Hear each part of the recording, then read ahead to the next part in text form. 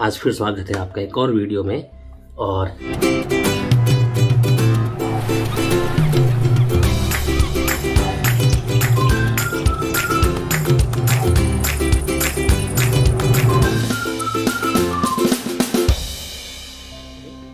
UK immigration के बारे में, मेरा जब वीज़ा लगा था ना यूके वाला, तो यार बहुत से लोगों ने डीएम किए थे और क्वेश्चन, वैसे भी पर्सनल क्वेश्चन पूछे थे जहाँ जान पहचान वाले थे कि भाई यूके वीज़ा तो लग गया, अब यूके का इमिग्रेशन का क्या सीन है ये बताइए।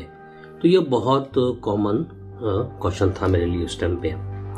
तो अभी रिसेंटली मैं पिछले 15-20 दिन पहले मैं यूके होके आया हूँ और वहाँ मैंने 10-12 दिन आराम से स्पेंड किए। तो मैंने सोचा कि मैं आपको पूरा अपना ये टूर भी बताता हूँ और यूके का इमिग्रेशन आपको मैं पूरा बताता हूँ। तो यूके का वीज़ा लग गया, उसके बाद मेरा ट्रिप प्लान हुआ यूके का। तो मैंने ट्रिप ऐसा बनाया कि यूके का वीज़ा मेरे पास में था, तो यूके के वीज़ा के बेस पे मुझे टर्की का ई वीज़ा मिल गया था। बहुत इजी था, तकरीबन 50 USD लगा होगा और मुझे 6 मंथ्स का सिंगल एंट्री टर्की का e visa hand to hand मिल गया था। मतलब जैसे ही पेमेंट सबमिट किया मैंने, हैंड टू हैंड मेरा ई वीज़ा आ गया था। तो यहाँ से अब हम शुरू करते हैं पूरा इमिग्रेशन का प्रोसेस। मैंने सबसे पहले दिल्ली से फ़्लाइट ली इंडिगो की। तो मैं तकरीबन 4-5 घंटे पहले पहुँच गया था इंडिगो के काउंटर पे। तो वहाँ पे क्या है, उन्होंने पहले से ही एक डॉक्यूमेंट वेरीफाइड के लिए उन्होंने अलग से काउंटर बना लिया। वहाँ आप जाएंगे, अपना डॉक्यूमेंट वेरीफाई करवाएंगे। उन्होंने मेरे से मेरा टिकट मांगा और टर्की का ई वीज़ा मांगा, मतलब वीज़ा मांगा। तो मैंने वीज़ा दे दिया। तो वहाँ पे मेरे से पूछा गया कि भैया क्या आप सेम PNR पे वापस आ रहे हैं? मैंने बोला कि नहीं, मेरा आगे का ट्रैवल है, मैं यहाँ से यूके जाऊँगा। तो उस केस में उन्होंने मेरे से यूके का वीज़ा मांगा, वीज़ा चेक किया और सिंपल स्टेप मार के मुझे बोल दिया कि ठीक है आप जा सकते हैं। अगर मेरे पास में सेम PNR पे मैं रिटर्न होता तो शायद वो यूके वीज़ा नहीं मांगते। तो यहाँ तक का तो प्रोसेस हो गया क्लियर, कुछ भी नहीं पूछा, आराम से 2 मिनट के अंदर मेरा ये हो गया था। इमिग्रेशन पे भी कुछ सवाल नहीं हुआ, मुझे आराम से बोर्डिंग पास मिल गया और मैं आराम से 4.5-5 घंटे की जो फ्लाइट थी वो क्लियर करके मैं आराम से पहुँच गया इस्तांबुल पे भी इमिग्रेशन बहुत स्मूथ था। उन्होंने, बंदे ने कुछ भी नहीं पूछा, मैं सिंपल टर्की का ठप्पा मारा, कोई रिटर्न टिकट वगैरह उन्होंने मेरे से वहाँ नहीं पूछी। चलो कहते ना भाई यहाँ प्रॉब्लम आती है, तो मेरे साथ भाई एज ए इंडियन मेरे पास में टर्की के अंदर कोई प्रॉब्लम नहीं आई। उसके बाद मैं अपना 4-5 दिन आराम से टर्की होके घूमा। लगभग 18 दिसंबर को मुझे मेरी फ्लाइट थी ब्रिटिश एयरवेज की टर्की टू हिथ्रो के लिए। तो मैं अपने टाइम के हिसाब से पहले 2-3 घंटे पहले पहुंच गया था वहाँ पे भी मेरे से कोई भी क्वेश्चनिंग नहीं हुई रिगार्डिंग मैं यूके जा रहा था। आराम से मुझे वहाँ का भी बोर्डिंग पास मिल गया, कोई क्वेश्चन उन्होंने तो कुछ पूछा ही नहीं। उन्होंने सिर्फ यूके का वीज़ा मांगा, रिटर्न टिकट मांगी, ठप्पा लगा दिया। अब मैं पहुँच गया यूके, हिथ्रो पहुँच गया। हिथ्रो पहुँचा तकरीबन मैं शाम को 4:30-5 बज गए होंगे। तो उस टाइम क्या हुआ कि लकीली जो भी था, एक सिर्फ हमारी ही फ्लाइट थी जो वहाँ लैंड हुई थी।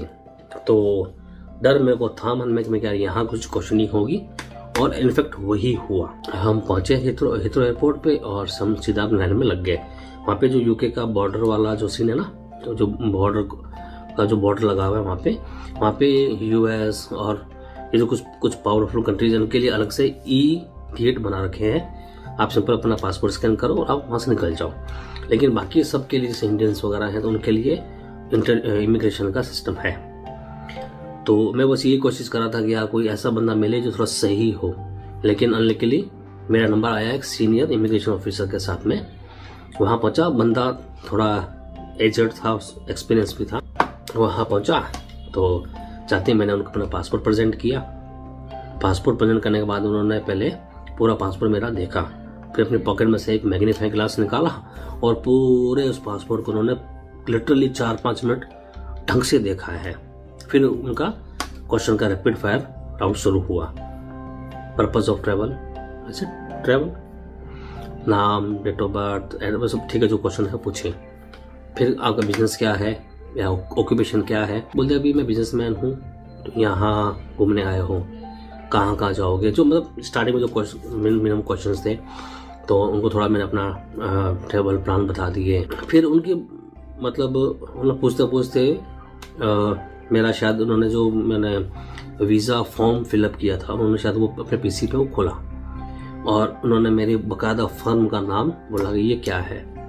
तो ऐसा ये मेरा फैमिली ओन बिजनेस है, मेरी फर्म है। ये एक्चुअली मैंने उनको बताया नहीं था कि भाई मेरे नाम से फर्म है। तो बोला आपने ये मेंशन नहीं किया अपने इंटरव्यू के अंदर। तो मैंने कहा ये मेरी फैमिली ओन फर्म है, मेरे फोर फादर ने स्टार्ट की थी और इसमें हम भाई भाई सब हैं, तो मतलब मेरा पर्सनल नाम पे नहीं है, तो इसने मैं नहीं बताया। तो बोला ओके। तो कि अब यहाँ से कहाँ जाओगे? तो बता दिए भाई यहाँ से एडिनबरा जा रहा हूँ, उसके बाद यही है। फिर मतलब वो यहाँ कन्विंस शायद नहीं हो पाए मेरे से, तो बस उनकी गाड़ी में अटक गई। पर्पज ऑफ ट्रेवल क्या करते हो, पर्पज ऑफ ट्रेवल क्या करते हो। दूसरा क्या बनाया कि मतलब एयर प्रेशर की वजह से मेरे दोनों कान लिटरली बंद हो चुके थे।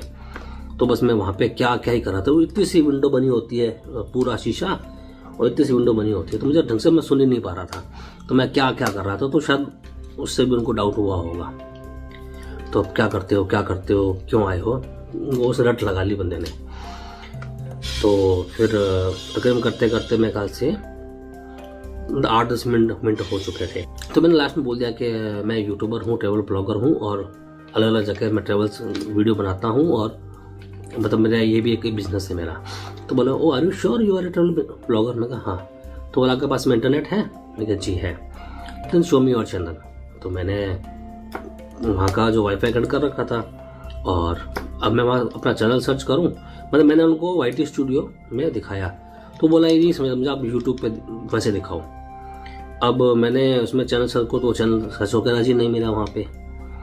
तो बड़े कोशिश की, चैनल नहीं आए। फिर उन्होंने मुझे अपना मोबाइल दिया, उनके मोबाइल में जब चैनल सर्च किया तो लिटरली चैनल मेरा आ गया था। उन्होंने चैनल देखा, वीडियो वगैरह देखे कि अच्छा अभी आप लास्ट टाइम अफ्रीका वगैरह भी गए हैं और लास्ट टाइम भी मेघालय की सीट चल रही थी। बोले ये कहाँ है? इंडिया का नॉर्थ ईस्ट इंडिया का पार्ट है। उसने फिर वो पूरे वीडियो देखे।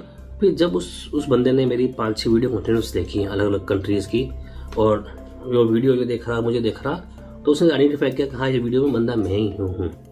तो ये करते करते लगभग पूरे 12-15 मिनट हो चुके थे। लेकिन देखो इस पूरे बातचीत में उसने मेरे से कोई भी फिजिकल डॉक्यूमेंट पेपर नहीं मांगा, जैसे कि मेरी रिटर्न टिकट, मेरी टेंटेटिव आइटनरी या कुछ इंश्योरेंस, कुछ बंदे ने नहीं मांगी। उसने सिर्फ सवाल जवाब पुटअप किए, उसके क्वेश्चंस आंसर में दिए और लगभग 15-20 मिनट बाद में पर जब उसने मेरा चैनल देख लिया और यूट्यूब से पहले उसको मैंने अपना इंस्टाग्राम दिखाया था, तो वो उसमें भी कन्विंस हो गया नहीं मुझे आप यूट्यूब दिखाओ। आपने बोला यूट्यूबर हो तो आप मुझे यूट्यूब चैनल दिखाइए। तो मैंने उसको यूट्यूब चैनल दिखाया। अच्छा एक चीज़ बताना भूल गया मैं, उस टाइम क्या हुआ था कि उन्होंने पूछा मेरे से यूट्यूब वाले पहले बात से पहले कि आपके पास में कोई रिजेक्शन है? तो ऐसा दिया मेरे पास में जापान का रिजेक्शन है, अभी कुछ टाइम पहले ही मेरा रिजेक्ट हुआ था। तो बोला क्यों हुआ? तो मैं बोला अभी ऐसा उन्होंने मुझे कोई लेटर वहाँ से नहीं आया था जापान से, और उस टाइम जापान खुला ही खुला था और उस टाइम लगभग सभी के रिजेक्शन हुए थे, इवन जिसके पास में US के वीज़ा थे उसके भी रिजेक्ट हुए थे। तो वो हंसना लग गया। फिर बोला कि और रिजेक्शन आपके पास में? तो एक्चुअली मेरे पास 2 रिजेक्शन और थे शेनेगन के, एक था फ्रांस का, एक था स्विट्जरलैंड का। तो मैंने उनको लेटर बोल दिया कि भाई मैं कहा हाँ मेरे पास में रिजेक्शन है।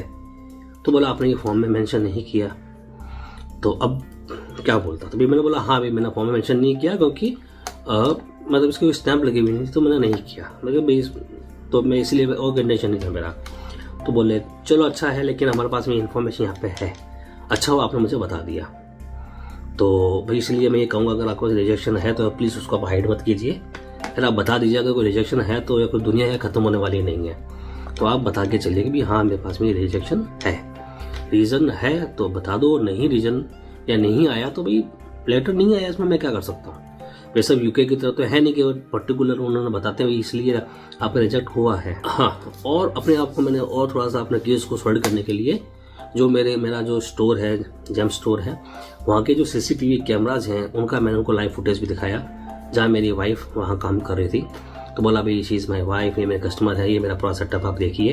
तो कैमरा पूरा 360 घूमने वाला है, तो मैंने उसको पूरा घुमा के दिखाया। और लकीली उस दिन मेरे स्टोर पे बहुत रश भी था।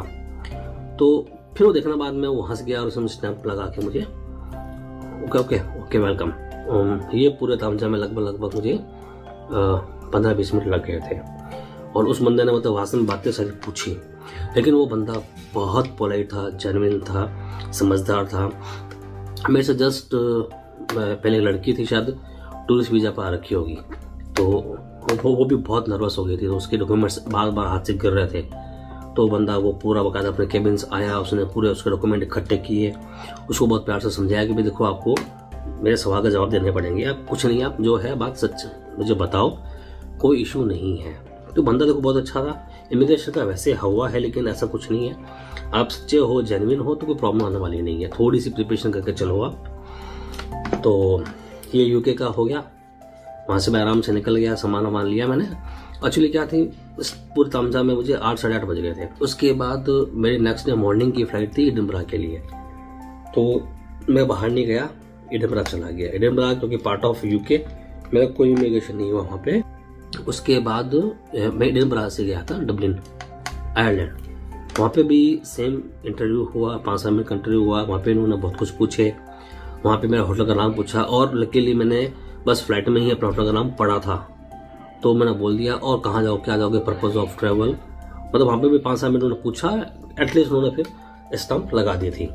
और जब वापस मैं डबलिन से वापस हिथ्रो आया तो कोई भी इमिग्रेशन नहीं हुआ, just like an domestic flight, क्योंकि ये कॉमन सिटी है, कॉमन ट्रेवल जो एरिया है वो शेयर करते हैं, सिटी के अंदर है। तो वापस जब आप आएंगे तो कोई इमिग्रेशन नहीं होगा, कोई स्टैम्प भी नहीं लगेगी। तो इस टाइम मेरी वहाँ पे 2 ही लगी, हिथ्रो से और आयरलैंड से, और इमिग्रेशन का कुछ भी नहीं हुआ। तो ये था पूरा मेरा जो इमिग्रेशन का जो तीनों एक्सपीरियंस। टर्की का इमिग्रेशन मेरे लिए बहुत स्मूथ था। हिथ्रो का इमिग्रेशन लंबा था लेकिन स्मूथ था, अच्छा था। जनरल क्वेश्चंस थे, उन्होंने बस आपका कॉन्फिडेंस लेवल चेक करना होता है कि आप सच कितना बोल रहे हैं। तो मेरा यही है कि यार रिक्वेस्ट आपसे कि अगर आप कहीं जाते हैं और अगर आपने कोई चीज़ हाइड की है और पकड़े जाते हो तो भैया सच बोल दो।